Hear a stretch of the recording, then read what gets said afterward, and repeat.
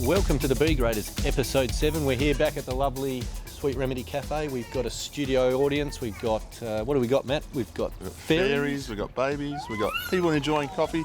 We got coffee this week. We didn't get that at Casa del Tognini last week. I'm too cheap to give you coffee, Far Matt. too, Janet. It makes a crap coffee too. So Yeah. we've got a good coffee, Sweet Remedy here. But big weekend of cycling. Tour of Flanders at the weekend. And I'm going to go straight off the bat. Well done to Gracie, who ran second in Tour of Flanders. One of, I think, the second Australian to make the podium. I think Stuart O'Grady made the podium once before. Phil Anderson was second twice. That bloke. Yeah. And so was Heinrich Hassler, was also on the podium once. He's German, though. But yes, of course, Phil Anderson nearly won Tour of Flanders, got second to Eddie Plankett. Minor technicality, let's move on. Well done, Gracie. Gracie probably should have won. Had her teammate given her a lead out. That's the only thing. Second place and fourth place for Orica. Now, her teammate, Van Vleuten, was in the breakaway. It got caught with a kilometre to go. Now, from a team director point of view, I would have thought that Elvin, Gracie that is, was in the second group chasing, but probably sitting on because she had somebody in the break. So she would have been, you would think, the fresher rider. So I would have liked to have seen a bit of a lead out from Van Vleuten for Gracie because she had to fight her way through on the barrier because the team that won at Sunweb, Rivera, the American, first American ever to win Tour of Flanders. First American ever to be on the podium at Tour of Flanders. Men or women.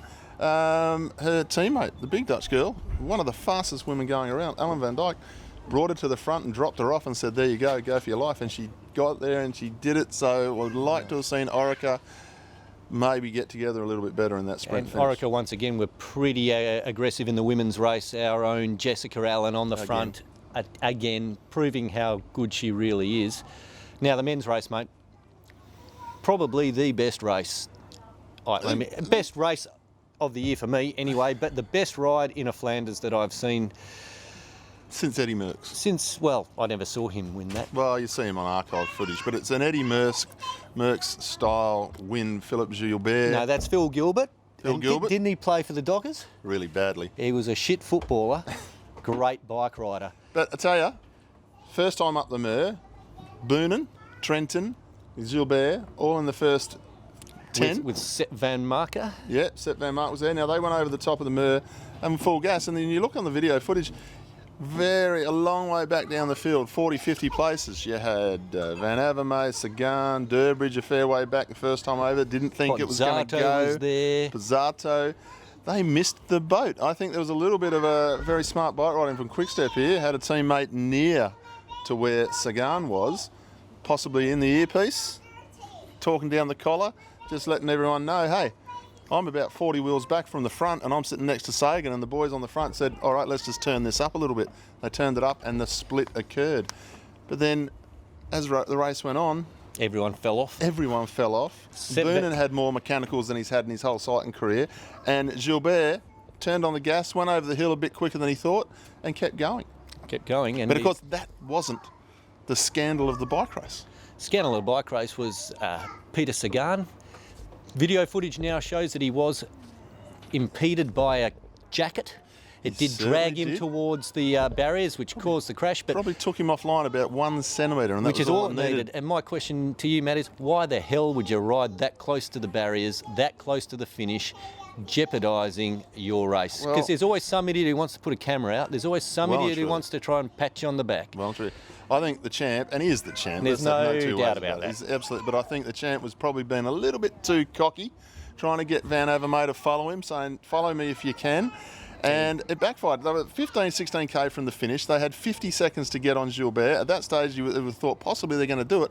But I think he should have been in the middle of the cobbles, driving the pace, really putting the hurt on Van Baal, who was starting to get into a bit of trouble. Well, you noticed the crash. Nasson was in trouble. And Van Avermaet, just before the crash, just came back onto the wheel just before the crash. You notice they crash. Van Avermaet goes over the top. The Frenchie went over the top of him.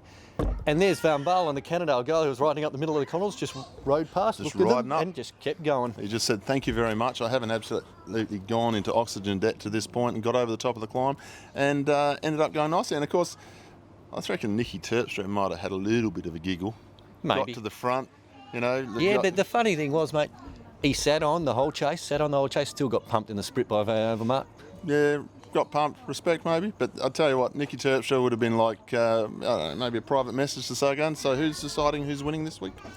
Never know. Who knows? And really, who cares? I just really enjoyed that race. It was the only race I've had in a long time where I haven't fallen asleep on the couch. Oh, I did. And watching cycling is like taking a sleeping tablet for me. I fell asleep beautifully. It was 70k to go.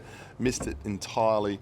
Watched it the next day. Found out who won the next day. Didn't see any of the action. So yeah, and I'm totally the surprise for me, mate, was that I did 3 dams that morning, and I was three dams. Did you win? No, there's no winners, Matt. Everyone's a winner. Everyone's a winner. Everyone's a winner. It's a participation event with a bit of timing, a bit of food. Great day out. Sun was shining. There was sandwiches.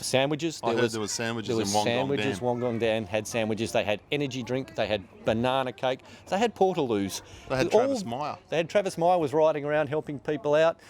Got to the finish. Got in my car. Went home. Thought I might have a sleep on the couch. Didn't happen. Didn't get to sleep till about 11:30 that night. I was a bit upset about that. Did you take too much pre-workout? I took a little bit of pre-workout, that's it, yeah. So Dams was a good day out. We got coming up this weekend though, Matt, we have the Ring Revisited down in Leederville. The Encore. Yeah. Struggling with this whole thing. The A-grade men's race is going to be fantastic because Leederville... Hey, look, there's over 100. There's over 100 competitors. We've spoken to a couple of people in the know. Dan O'Donoghue's just got off the phone with him and was hoping to get another event up that's possibly, because there wasn't so many numbers. Rather than bagging, I'm not going to bag anything here, but please support this event. And it's not because I'm a fan of West Cycle or I'm a fan of Cycle Sport WA or I'm a fan of anyone. Support this event because it is cycling. Yeah. Okay, we need bike races. Whether you agree with this event happening this weekend, it clashes with Club Criterium Championships, it clashes with the Delirium 24-hour race. It has been suggested to start for Cycle Sport WA and West Cycle to start supporting the Masters event, because let's be honest, the AVCC, they're going to run a race this Sunday, and they run a race every Sunday, and they have 100 competitors every week. Of those 100, maybe 25 to 30 have CA licenses. There's 70 other riders there who don't have CA licenses, and for one reason and one reason only, there is no racing for them at you the don't CSWA put it on. races. What is the point in you having a CA licence if you're not going to have racing for the division that you have the licence in? Now, I can say this because I buy my CA licence. I know Dan O'Donoghue tried to get a Masters category 40 plus age group in this ring race, 30 minutes plus 2 laps. Got kiboshed by the powers that be because they don't care about Masters cycling. And Matt Fulton, if you disagree with me, send me an email to matt1@iinet.net.au and tell me why we can't have some Masters racing, supporting people who pay their $280 a year for their licence when they can just go and buy a $130 a year licence for the AVCC and get all the racing they want. But we want to support the local body that is affiliated with the national body, but give us a reason to. Ball is in your court. You want to grow your sport, you want to grow your organisation, start supporting where the majority of the money is, where the majority of the riders are. If you went and saw Dams, there would have been hardly a person under 35 doing it. They were all middle-aged men in Lycra. While we're being political, been a bit of banter about left-hand side of the road, right-hand side of the road on Facebook of late. We mentioned it about Pemberton a little bit and it got a little bit misconstrued about what we were actually saying, and one or two commissaires got a bit upset saying that we were having a crack at the commissaires. We're not having a crack at the commissaires. What we're having a crack at is the rule is there. People say, oh, there's a grey area to the rule. There is no grey area to a rule that says if you cross over to the right-hand side of the road, you're disqualified. There's no grey area in that. There may be a grey area to the action of what happened previous to that, but let's get away. I'm 100% saying get away from this fining of bike riders for going down the right-hand side of the road, which isn't allowed in our racing. Because a fine doesn't stop somebody attacking down the right-hand gutter, as where you are disqualified if you go over the right-hand side of the road does stop that happening. And even if it doesn't stop it, they're disqualified at the finish. But, you know, let's say in a magical land where we actually race for prize money in this town, and it was $500 to win, but it was only $50 to get you fined. It's absolutely worth every cent of that fine. You're still walking away. Fairly simple, isn't it? It's absolutely. Bring the rule in, Cycle Sport WA. If you go on the right-hand side of the road, you will be disqualified. Stop fining people, because fining them just means they won't turn up next week because they find out about it at the end of the bike race, and it annoys people. Little bit of change of tact. We have been talking about the Indian Pacific wheel race ever since it started. Our mate Scotty, the man behind the camera, went down onto day one and he filmed them all taking off. Our good mate Mark Ferguson, the cycling maven, has been doing this event. It's an absolute tragedy occurred. A man by the name of Mike Hall, who was travelling through Canberra with about 400 kilometres still to run in the race, was unfortunately hit by a car and died of his injuries. So the race was cancelled immediately. And rightfully so. Rightfully so. It's just one of those tragic things that happens when cars and bikes come together. There's been some rides in memoriam of Mike Hall in Sydney and Melbourne and so forth. There is one this weekend on Saturday morning. The route of the ride is to be advised, but it will be starting at the South Mole. Any cyclist out there, this doesn't matter whether you're an endurance rider, a social rider, a racing cyclist, a young rider, an old rider. This is about just paying your respects to Mike Hall. Respects to a man who just gave his heart and soul to riding a bike. So our heartfelt sorrow for his family and friends and everyone who was involved with the race and everyone on the race. So an event that he would have done, very easily, would have done it as a warm-up to another ride. The 24-hour delirium is on this weekend in Busselton. Yep. Brendan Morrison, the man behind the Tour of Margaret River. Now it's a 24-hour race. It is a World Championship this year. World Championship it's been called this year. And I must say, the best looking medal I've ever seen minted for an event, especially one in WA. Now, I have done delirium in the past. I've done it in a team. I have flirted with the idea of doing it solo. Can't quite bring myself to doing it yet. Doing it in a team was hard enough. Great event. Really enjoyed it. Follow it, and if you feel like having a crack next year, have a go. Particularly in a team, you'll really enjoy it. It's a good social time out with some hard bike riding. There is. Now this Sunday, the greatest one-day cyclist of the modern era is calling it quits. Tom Boonen, or Bonen. He's riding the Paris-Roubaix for the last time. He is the equal record holder with Roger de Vlaeminck. They both have 4 victories each in Paris-Roubaix.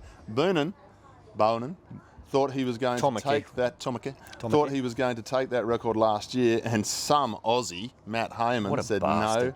I'm going to win. After 15 years of never getting near the podium, I'm just going to come along and win it. And I did it riding Zwift. He did it riding Zwift, that's exactly right. Matty Hayman won it last year, Bonen ran second, and I don't think he's slept right ever since, but this weekend it's his last bike race, and he's going to try and win his 5th Paris-Roubaix. And let's be honest, he was up there in Ghent-Wevelgem. He looked good on the weekend. He looked good until his bike fell apart. Before Specialised let him down. So let's see if Tom Boonen can do it. Look, I think it would be fitting for him to remain tied with de Vlaeminck, but that's just me. I think there's a number of favourites for this race, and they're all the ones we've been talking about. Who? Well, Sagan, if he doesn't fall off. Well, if he's all right from his crash. Yep. Obviously, Tomica. He can go okay. Sepp van Mark, if he's okay. He broke his finger in that crash, and if he doesn't lose the will to stay upright like he did at Flanders. Then you have the usual suspects of cobbled Belgium riders who just love that sort of thing. Durbo will go okay. But live audience now. Durbo. What about? Let's. I'm going to put one out there for you. Go on. Gilbert Duclos-Lassalle won it when nobody thought he could. Then he won it the following year and backed up. Absolutely. Matt Hayman for the win Sunday afternoon. I think there could be a little bit of parochialism there, but that's okay. That's okay. Again. I am going to go for the young guy from Trek with a funny name. They're all funny names, aren't they? Which one? Stuyvesant. No, not. No, that's a cigarette, wasn't it? Yeah, Stuyvesant.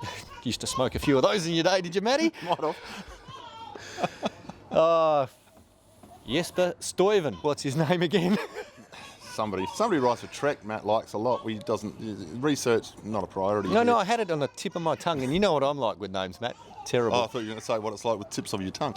Anyway. Jesper Stuyven, that's for sure. We might not be around next week. I'm going on holiday. He's going on holiday. We may or may not do an episode with me solo. But, ladies and gentlemen, matt1@iinet.net.au for your feedback. Cycle Sport WA, get back to me. Tell me what you think. Tell me if I'm right or wrong. Tell me your reasons. Other than that, thanks for watching. Obviously, Scotty's going to have a bit of editing to do today. Do you think? Maybe. Why isn't no? If you edit this, mate, no, you're not allowed to edit this. Cheers. See you, folks. What's he got to edit?